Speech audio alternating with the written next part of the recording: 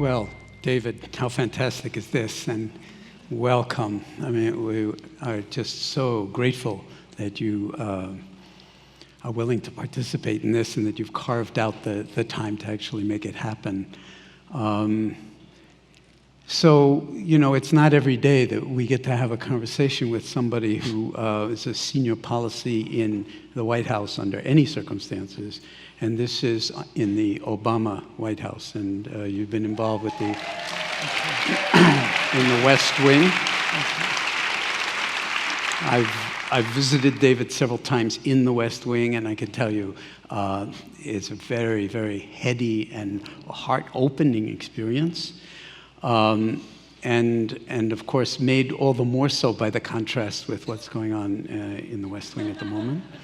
So I wanted to sort of get a sense from you, because this is sort of a closing of this whole day of mindfulness and inquiry about mindfulness in America, and you've been experiencing an America that, in some sense, very few of us get to see that up close and personal. What does mindfulness mean to you, and why are you even here having this conversation with me?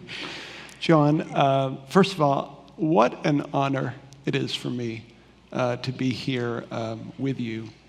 One of the first times that I saw Jon, I had mentioned to him that there was a moment in my professional career where I heard his voice on the radio. He was being interviewed by Krista Tippett.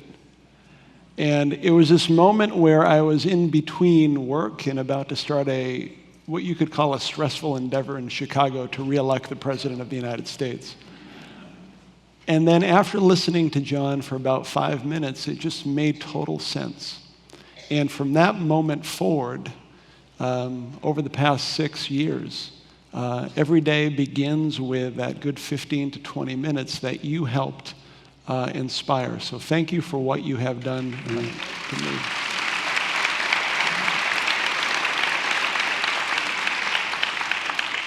I had to ask him that 3 or 4 times until it registered with me that it was true. I couldn't believe it. And, you know, and I said to David that, you know, now I know why I said yes to Krista Tippett, you know, because you never know when you say yes to something, who might be listening, what might unfold next. And so it's a big challenge in some sense for all of us. And since the part of the topic is mindful leadership, or cultivating the next generation of leaders, which I know is a big challenge and big part of the Obama Foundation's mission, why don't you talk some about what that mission would be? I know that you like to lead with stories. There's a certain part of your training of political activists and so forth that says, lead with the story. Right. And this morning, you weren't here for it, but I was talking about how be careful not to believe your narratives, because they may be much too small. No. So what is your story, and how do you see this influencing future generations in the face of the actuality of what the political landscape and climate is of this moment? My mother and father, my father's name is Antonio Simas. My mother is Diolinda. They immigrated from Portugal in 1969. And the reason that's important to me is that one of my first memories as a child, my father went to the babysitter's house, and in a tight-knit Portuguese immigrant community, the babysitter is either your grandmother, vovó, or titia, your aunt. And on this particular day, my father said that my mother had been hurt in an industrial accident. She was working in a silver factory, and what you do is you put this sheet of silver, and then the machine stamps out the spoon or the fork and the knife. Someone had cut a corner on the maintenance, and my 23, 24-year-old mother, with all of her immigrant dreams about building a new life in this country that was foreign and alien to her, all of a sudden had lost 2 fingers on her hand. What I remember about that moment, Jon, was that both she and my father were surrounded by neighbors, by family, by community, stood up by workers' compensation, by unemployment insurance, And for me, that just became a good memory and a story about how in this moment when the two hardest working people I have ever seen in my life fell, there were people to lift them up. The reason I say this is because by the time I was able to go to Washington and have the honor of a lifetime to walk through the gates at 1600 Pennsylvania Avenue, cross the threshold every day, I always said the same thing to myself in the morning, when I arrived, and when I left. And I always had the same vision in my mind. What I said was, remember who you are and who you represent. And the image in my mind was my mom and my dad during that moment when they fell and everybody lifted them up. The reason this ties into my practice is because that act of saying every day, remember who you are but who you represent, was the recognition that no matter how hard you work as an individual, my story is one of complete interdependence. I was walking through that door because someone lifted up my mom and dad, because I had extraordinary teachers and baseball coaches and mentors and other people who had enabled me to go there. And that mindful awareness of the responsibility that I had at that moment and my peers had is something that is near and dear and defines my personal story.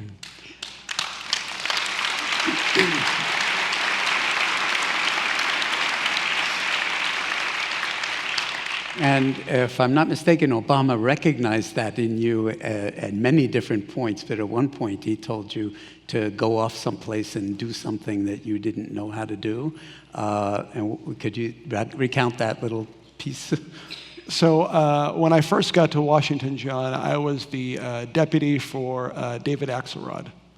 After Axe left to go back to Chicago, then the other David Plouffe, came in, and I was a deputy to David. Axelrod said to me, he called me Simas because there were so many Davids, that's the way we differentiated between and among us. He said, Simas, I want you to move to Chicago. And I said, Axe, that's a really odd way to fire someone. And I said, well, what do you want me to do there? He said, I want you to oversee all of the polling and all of the focus group for the president's reelection campaign. I said, I've never done anything like that. And a few minutes later, I saw the President of the United States. Axe pointed out to him what had just happened, and the president looked at me and was like, just go, you'll figure it out. Yeah, and to see that kind of confidence in another is part of, I think, the matrix that you just pointed out, that none of us have gotten where we are by ourselves. That's right. And that we all have been uplifted or helped or in some way or other inspired by others. So we live within a certain kind of matrix of, as we've been talking about, you know, Sharon and so forth, loving kindness, of compassion, of the regard of the other. And so, of course, we are talking about not just mindfulness of the body and mindfulness for my own well-being and navigating the ups and downs of a very stressful and challenging life, which we can talk about more, but also how we bring this into the body politic, right. How we bring this into the mainstream, so to speak, of the society to optimize well-being and minimize, if you will, harm. That's right.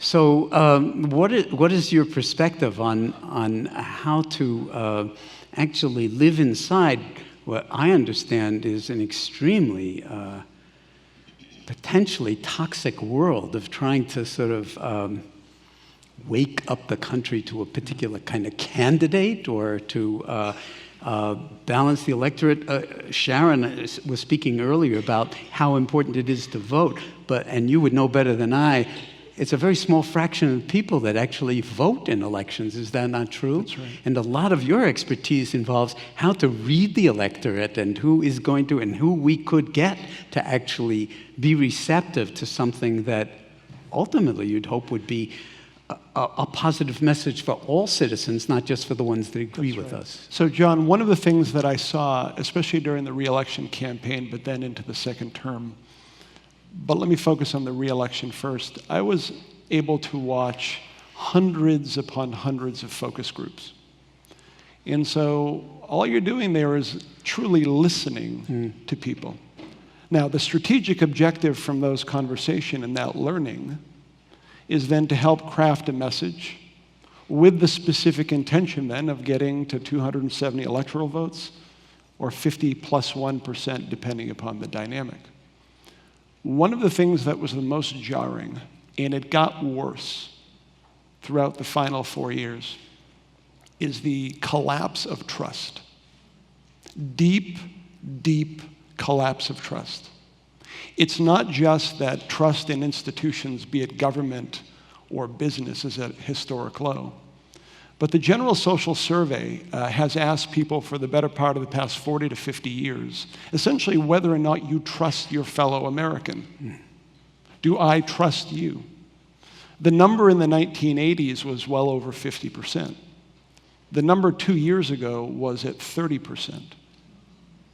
And once people get to that instant dynamic where the default is, I don't trust, then all of a sudden you've set up a construct where the great divide in American society and global society isn't left versus right.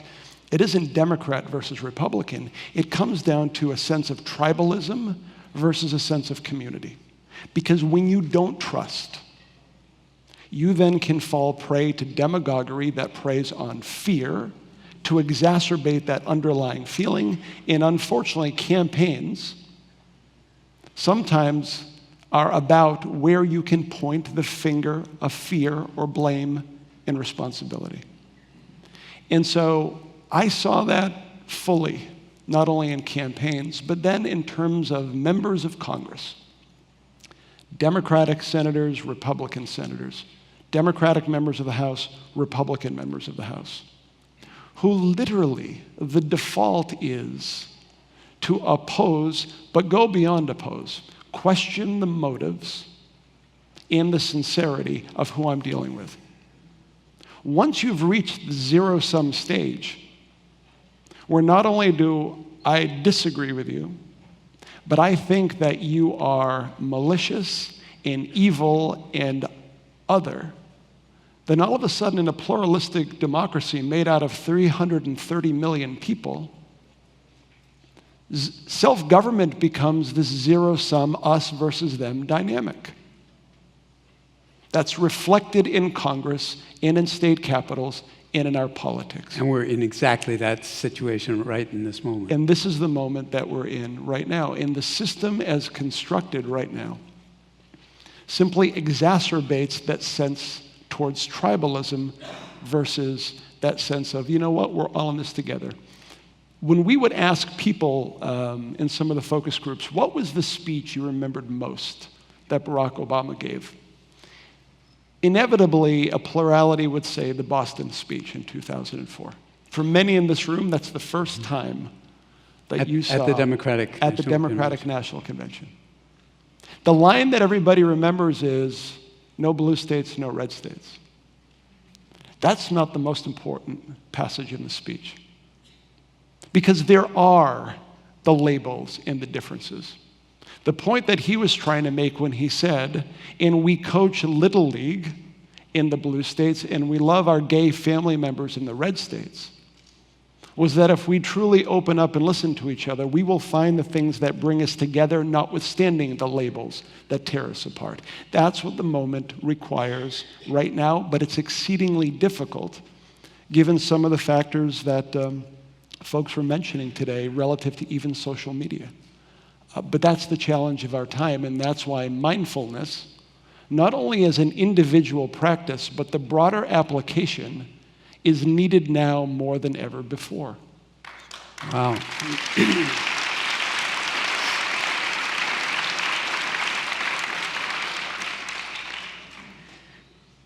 Well, you can see that you're preaching to the converted in a certain way. It's the friendliest audience I've had really in a need long to do time. is take this. And New York City is, by the way, the converted, if you look at the election results.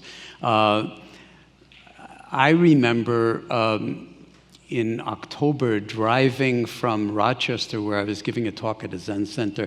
I'd never seen Niagara Falls, so they took me to Niagara Falls and then back.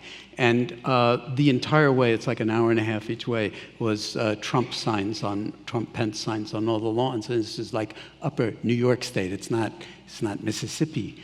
And and it was a real eye-opener for me. And I'm trying to think, I take being an American very seriously.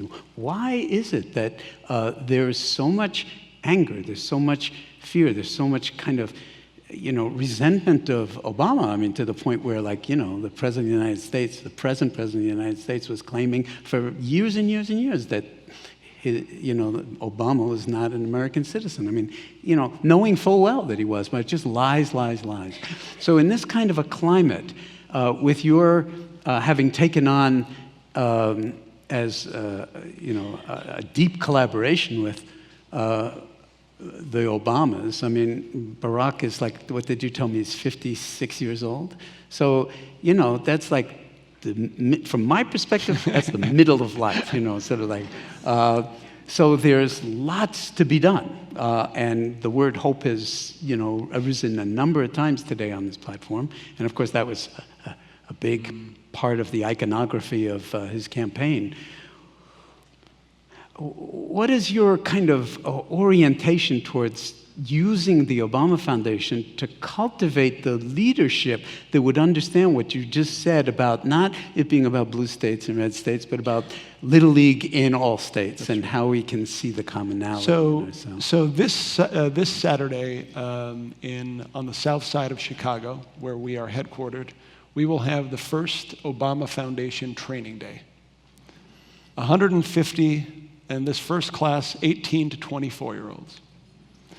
From throughout the community, some in college, others not in college, different backgrounds, races, perspectives, and orientations. The first part of the session is all about the story of self. Who am I? What are my values? But even as I am telling the story about who I am, the ability to listen to someone else so you can begin with this sometimes tenuous link of empathy that then can grow to compassion and hopefully culminate in trust. That's the first part. Then we transition into something called root cause analysis. Because one of the worst parts of politics in our self-government is the very simplistic binary, I'm right, you're wrong. But do we ever dig into essentially what is at the root of anything that you're trying to solve? Then you transition into mapping power. Who makes the decisions? What are the influences? Who are the coalitions? And then finally, and very importantly, it's an asset inventory. And here's what the asset inventory is.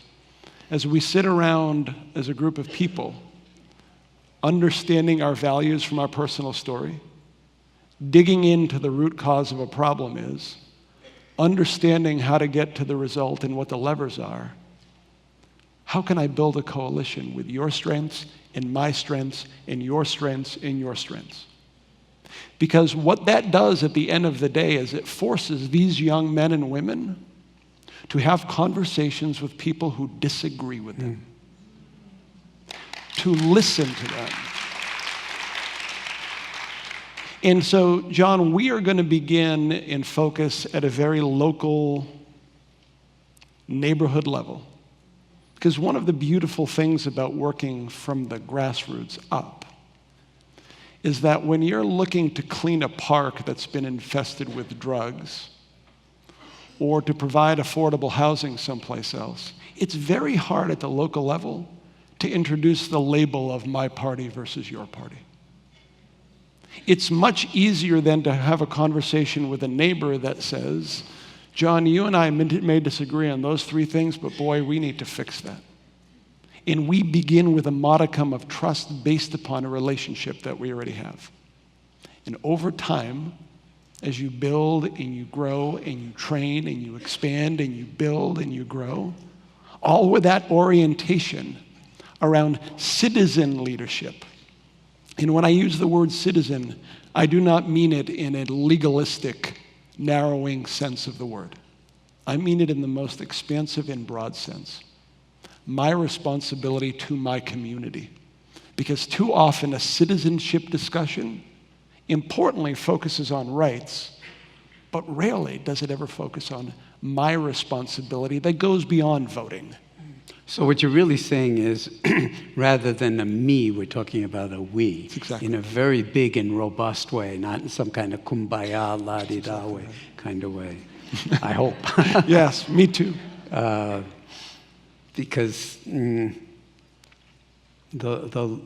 levels of pain in the country are just enormous. And I don't know if you saw it, but in one of the last emails that Soren sent out about this conference together, he said, it is unlikely that either party is going to really be able to, come to grips with the deep sort of toxicity of what's wrong with our system at this particular moment.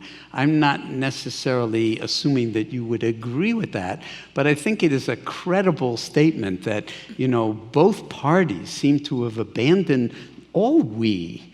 We don't even know, who they are really representing. But my sense of it is that they're representing a minuscule minority of the true interests of the body politic. And they're representing mostly the interests of the moneyed few, those who are in extremely privileged positions and who have very strong ideas about going all the way back to the founding of this country, having to do with property and what the role of government is in taxation in terms of making resources available to the larger population or the selected few and everybody else.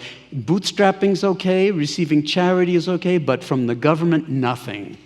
And, if you want to know more about that, you can read this book that just came out called Democracy in Chains, where, they have Nobel Prize-winning economists developing this over the past 60 years. So there's a kind of quasi or pseudo sophisticated model of this kind of thing. But how do we go up against this sort of undercurrent of cynicism and differences in how we even understand democracy? Last thing I'll say is that in the Declaration of Independence, it says life, liberty, and the pursuit of happiness. But when it got to the Constitution, it became life, liberty, and property.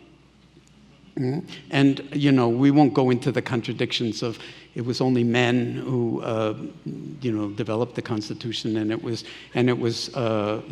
major slaveholders and all sorts of things like this. Let's not go into the cognitive domain, but in the domain of the heart, of the sort of deeper intelligence that we mean when we're using the word mindfulness and the words like mindfulness and compassion and wisdom. How do we hold that and develop a politics that is truly healing of these kinds of deep divides and truly transformative so that we can really be the country that we are taught in first grade that that's the country we're in? There is the phrase that's used that I think best describes the moment we're in is a phrase called negative partisanship. There have been a series of polls where you ask people whether or not you are a Republican or a Democrat for what your party stands for, or because of antipathy to the other. Last year, for both Republicans and Democrats, the number one answer was because of the other. Because I'm against the others. When that happens, the point that you and Sharon had made earlier about turnout dropping is right. Because what you have now is the overwhelming majority of people essentially saying a pox on both sides, I'm going to check out. When you check out, what you're then left with are the most hardened partisans on either side, then dictating in a way that the elected officials will reflect in terms of the politics that manifests itself. So, From my perspective, from our perspective, the only solution to this is some deep, deep citizen engagement. It isn't just voting. When you see a problem in your community, you need to transcend me and focus on we and engage. It's not someone else's responsibility to fix it, it's your responsibility to fix it. The more that people do that, the more that we can live consistent with those things that we learned. But it's hard. It's hard. Yeah, well, that's okay. Isn't it okay that it's hard?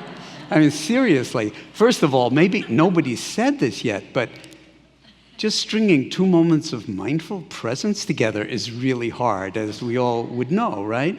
So when we're asking others to cultivate mindfulness, or even ourselves to cultivate it, we're asking for virtually the hardest thing in the world for us human beings to really show up in an open-hearted way, embodied way. So I don't mind if you're asking something hard of the people that you're hoping to train, or that the Obama Foundation intends to take on this kind of work, because it sounds like, it's only hard work.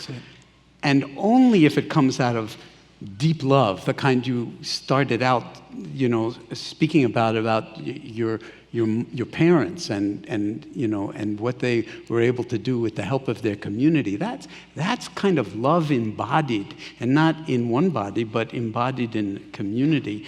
And if there is any way in which the word America, or the United States of America, is not some just kind of fantasy, but that we really take responsibility for it, then there's kind of love of country isn't some patriotic slogan. It becomes exactly what your community did to help your parents and family in a time of, basic horror. John, one of the most transformative moments of my life, I was working for the president in the White House, and I had the great honor to travel with him for the 50th anniversary celebration of the Civil Rights Act.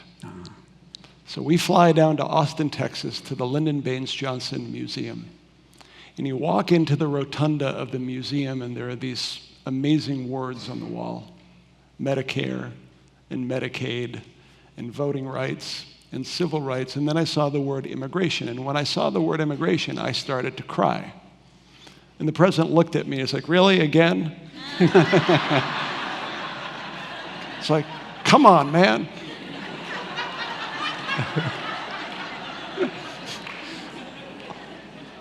The reason I was crying was because it was the Immigration Act of 1965 that enabled me to be standing there as an assistant to the President of the United States.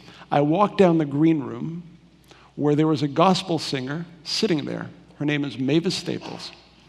I remember the song. And Miss Staples is watching a video of herself singing at a freedom rally in 1963. And standing behind her in that room, Congressman John Lewis, who with that voice of his, with that wonderful cadence, was saying, "What a wondrous thing it is that I'm about to introduce Barack Obama on this day." An hour later, after the president finishes giving a speech, there were 10 people who had written him letters about the Affordable Care Act. And the first one was a mom from Austin, Texas, who saw the president walk in, and she burst into tears. And she said, "Mr. President, my little boy is alive today because of you." And she kept on repeating that. She then looked to me, and apparently her tears had obstructed her vision, because she said, "Young man." It's all relative. That's right. She said, "Do you work for the president?" I said, "Yes, ma'am, I do." She said, "You tell everyone that my little boy is alive today because of what you did." All I could think of on the flight back was that she didn't mean me, nor did she even mean him. Because my parents immigrated not because a president signed a law or because a majority of Congress voted for it, but because of hundreds of thousands of people who said, "We can do something better." Barack Obama was introduced as the 44th president of the United States not because of some heroic and transformational figure that he is, but because people like John Lewis and millions more stood on bridges in Alabama and came together for a better country. And that mom from Austin saw her son alive, not because of anything that the president did or I did, but because 2 million volunteers in 2008 didn't say, yes, I can. They said, yes, we can. Yeah. And at the end of the day, when we sum up all of our collective responsibilities in that battle between being caught up in the label, me against you, us against them, we deny ourselves the power of we, the interdependence that comes from being a citizenry.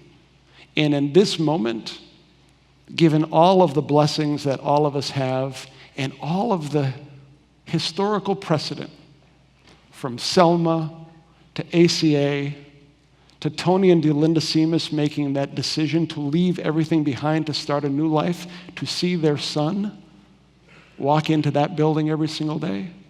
Cynicism is cheap. Yeah. Hope for the best, but work for it. That's what's required.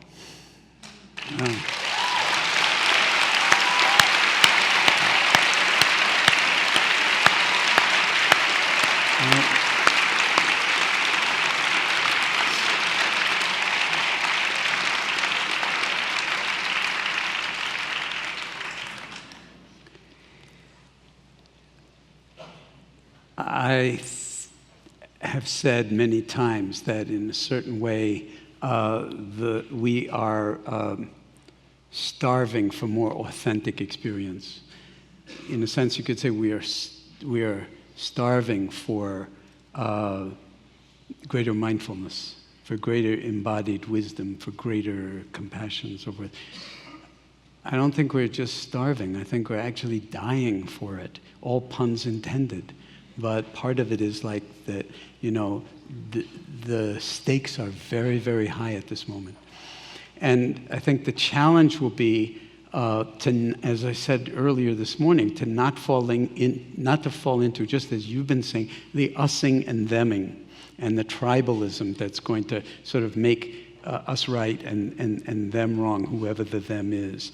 And that's going to require a kind of stretch in all of us. So I really want to sort of close by appreciating how deep these karmic threads are in you and in your entire community of people around the Obamas, and the love for what America is at its best, and to sort of wish you well in nurturing this and paying it forward, so to speak, so that a new generation of leaders, which is basically what you're hoping to train, will actually be grounded in themselves and in the capacity to see the beauty in the other.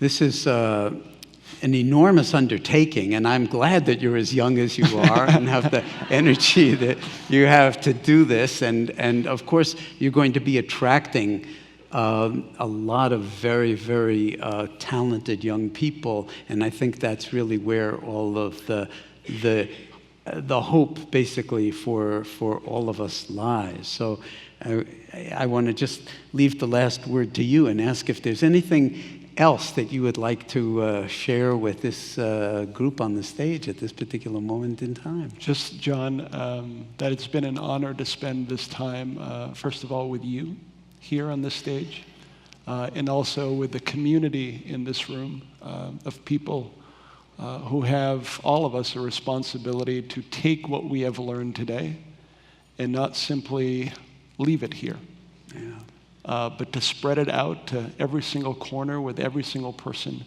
in a way that builds community rather than tears us apart. So thank you for the opportunity. Well, thank you so much for sharing this with us.